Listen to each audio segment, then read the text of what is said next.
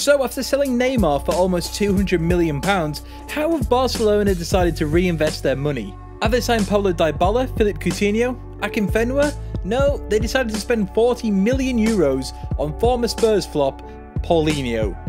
This really does make no sense. I mean, it's not like they're lacking in any midfield talent.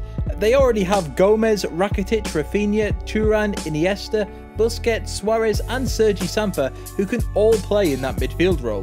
Anyway, this has got us thinking about some of the worst signings by big name clubs, so we've found 5 of them for you. Number 1, Alexander Butner to Manchester United. Though he did manage to win the Premier League title in his first season after playing just 5 games, it should be common knowledge that Butner was a massive flop, playing just 13 times in the league during his 2-year spell at Old Trafford.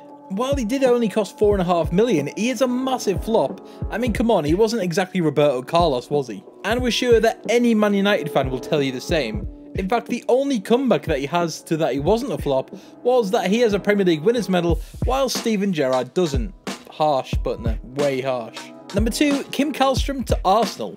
Now, this Swedish midfielder was great in his heyday and was a must-sign on pretty much every Championship manager and Football Manager. However, the circumstances surrounding this deal are still completely baffling to me, at least. In 2014, in the midst of an injury crisis, Arsenal really needed to add some bodies or face the chance of missing out on the Champions League. So to accomplish that, they didn't sign anybody reliable. In fact, they signed a player who is notorious for having injury problems, and one that was already suffering from a back issue following trying to do a bicycle kick on an Abu Dhabi beach. And that was a fact that the Gunners found out right at the last minute because it was too late to call off the deal. So Wenger had to make a decision. Does he not sign anybody and face the wrath of those angry Arsenal fans, or does he sign a crook Kim Källström? He signed Källström, and he only managed to play 4 times thanks to the injury, which is hardly the greatest ever signing by Wenger, but absolutely not his worst. Number 3, Andy Carroll to Liverpool.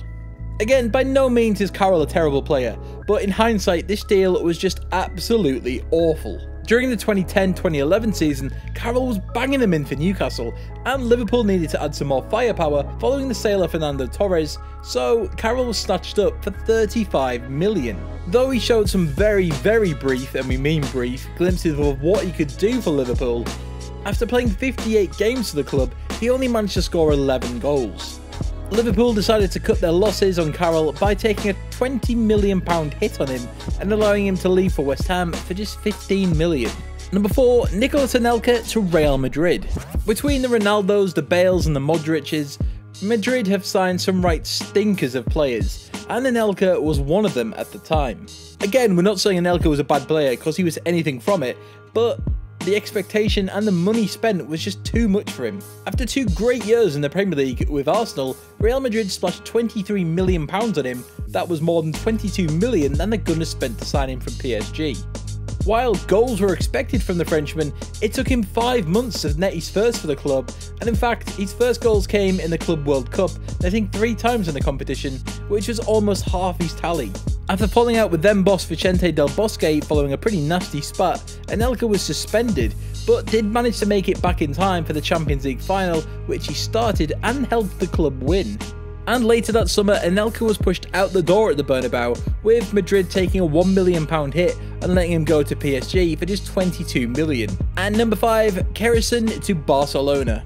One of, if not the worst signing that Barcelona have made in recent history. Kerrison was meant to have all the talent in the world. However, it turns out that he didn't. Though as a youngster in Brazil, he did become the youngest ever top scorer in the Brazilian league, and then moved to Palmeiras, where then Barcelona splashed out close to £12 million to secure his services. However, he didn't manage to break into the first team at first. In fact, he never made it to the first team at all during his 5-year spell at the club. Instead, he made 5 different loan moves and seemingly flopped at each club, only scoring 8 goals in half a decade. This has to be one of the most ill-judged transfers by Barcelona, and that's our list. Do you think Paulinho will be a flop for Barcelona? Let us know in the comments below. Don't forget to like and share this video as well. And be sure to hit that subscribe button and join Team Footy Feed right now to keep on top of all of our uploads.